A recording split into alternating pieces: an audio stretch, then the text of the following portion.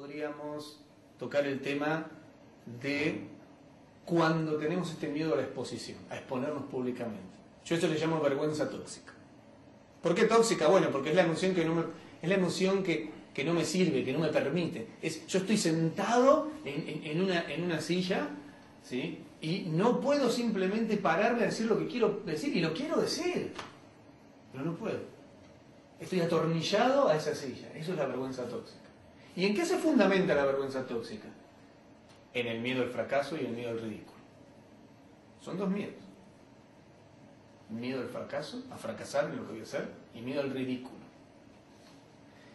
Y ahí aparece algo más profundo todavía, que tiene que ver con cómo nos relacionamos con nosotros mismos.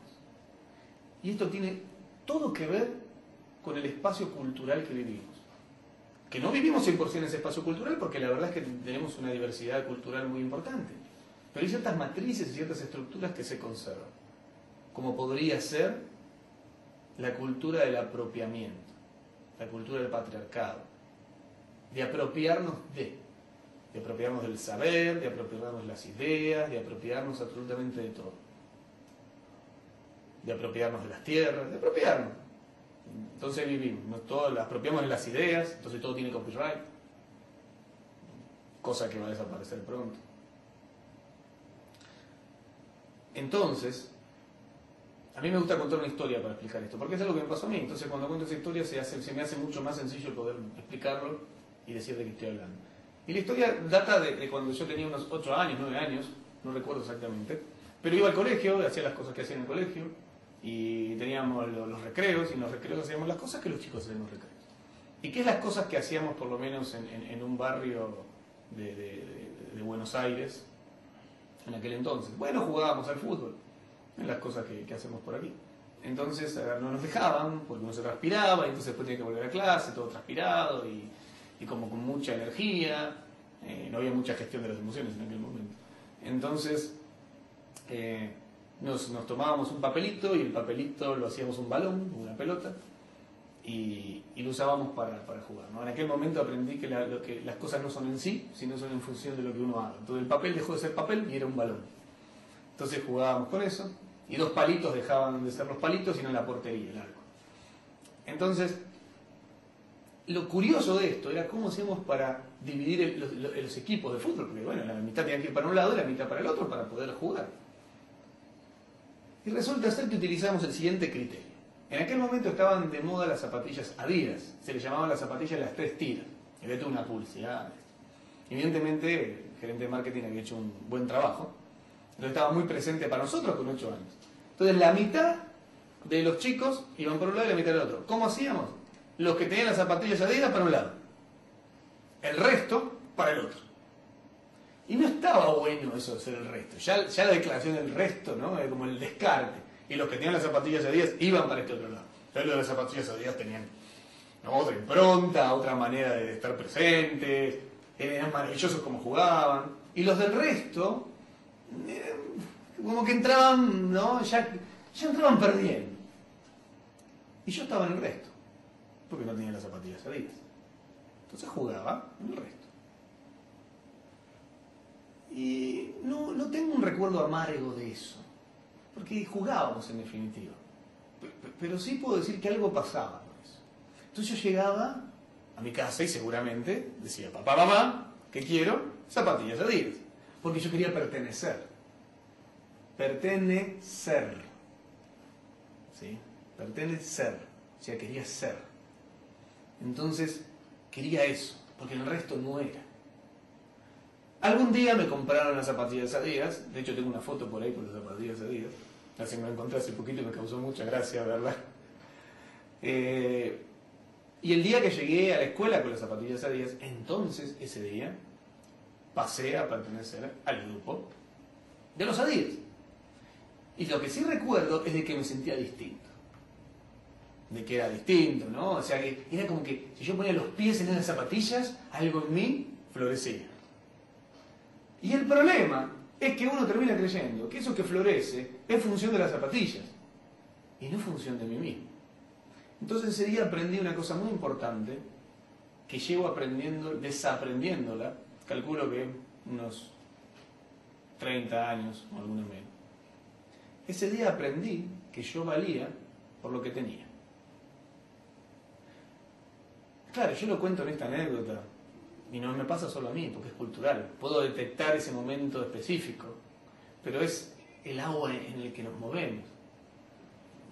Entonces aprendí que yo valía de acuerdo a lo que tenía. Hice una fórmula que dice: ser es igual a tener. Lo que soy se constituye en lo que tengo.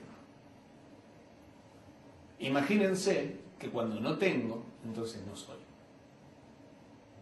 Y aparecen las angustias existenciales, y aparecen personas que son capaces de quitarse la vida por no tener. Porque ahí habitamos, en una angustia que nos hace creer que lo que tengo es lo que soy. Pero lo más interesante es que hay otras versiones de esto. No solamente lo que tengo. Ese que tengo luego se puede constituir, que sigue siendo lo que tengo, pero de otra manera.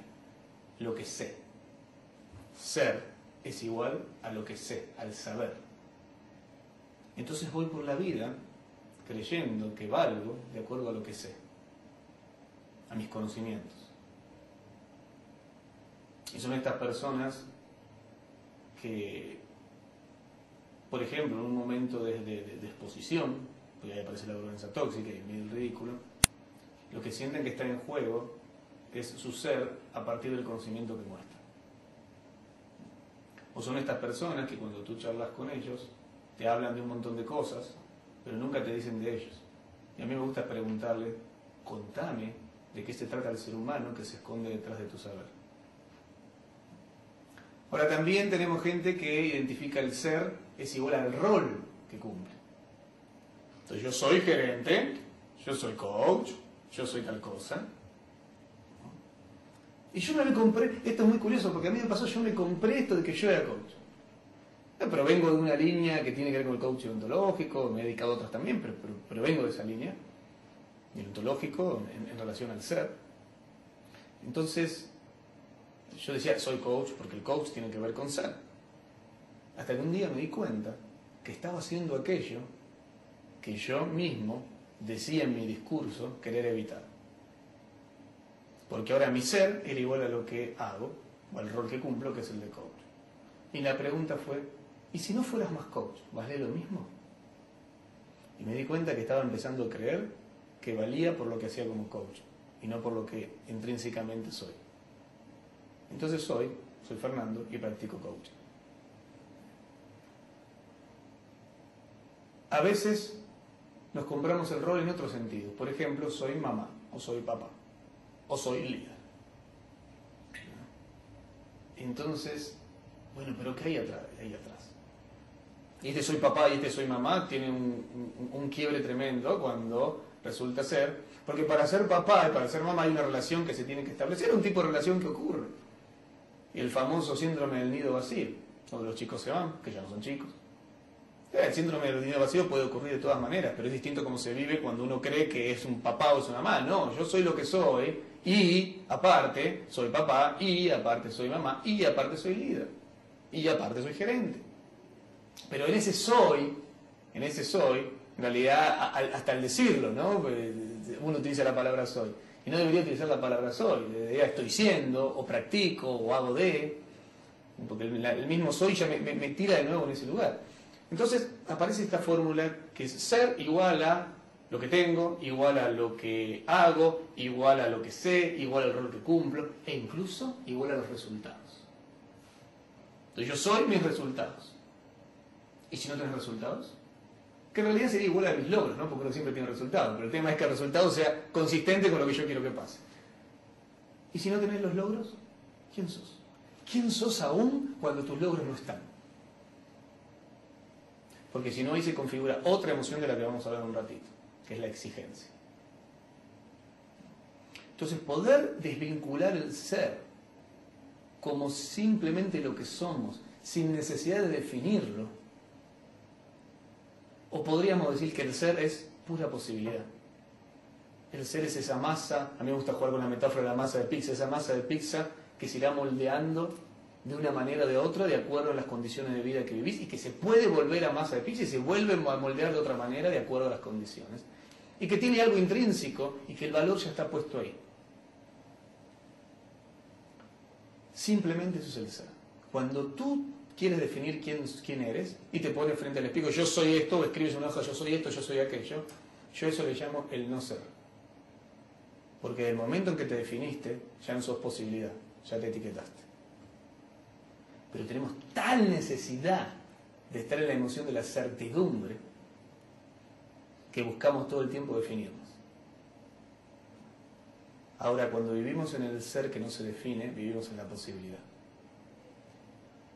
Y ahí se abre un espacio enorme, donde la incertidumbre no es una amenaza, sino es una posibilidad de crear oportunidades una y otra vez.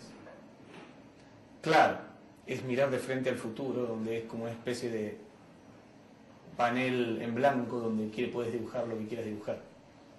Pero dibujar desde un panel en blanco implica creer y crear. Y no siempre estamos dispuestos a eso. Entonces miramos al pasado para querer construir el futuro a partir de lo que ya hicimos. Y eso tiene que ver con el miedo. Y tiene que ver con muchos miedos que tenemos ahí dando vuelta. Entonces, cuando en las organizaciones nos encontramos temas como el miedo a delegar, el miedo a la toma de decisiones, el miedo a exponer, hay mucho para trabajar ahí. ¿Qué es? Realmente, ¿cuál es la amenaza? Porque quizás yo creo que la amenaza de exponer tiene que ver con mi ser. Pero cuando empiezo a ver esto, me di cuenta que en realidad mi ser no está en juego. Quien yo soy como posibilidad no está en juego ante que yo exponga algo y que los demás piensen qué tontería que acabas de decir. De ninguna manera está en juego, excepto que viva en ese mundo emocional del apego a lo que sé y del apego a la imagen. Porque termino creyendo que yo soy mi imagen, mi apariencia. Entonces cuido mi imagen y mi apariencia en un espacio de inautenticidad total, donde el poder personal de construir los futuros que quiero desaparece. Porque solo en la pureza de estar siendo lo que simplemente soy, en el desapego al saber, al tener, al logro, solo ahí soy capaz de conectarme con lo más potente de mí mismo. Solo ahí se libera el potencial. Y solo ahí construimos organizaciones que pueden vivir en el bienestar y pueden vivir en la productividad. Y una productividad de calidad. Ese es uno de los papeles centrales de la gestión de las emociones. Gestionar el miedo, no para evitarlo, no para eliminarlo, sino para observarlo como una señal que nos habla de una amenaza y cuáles son los recursos que vamos a construir para poder pasar esa situación y seguir construyendo el sentido compartido y los logros que queremos lograr.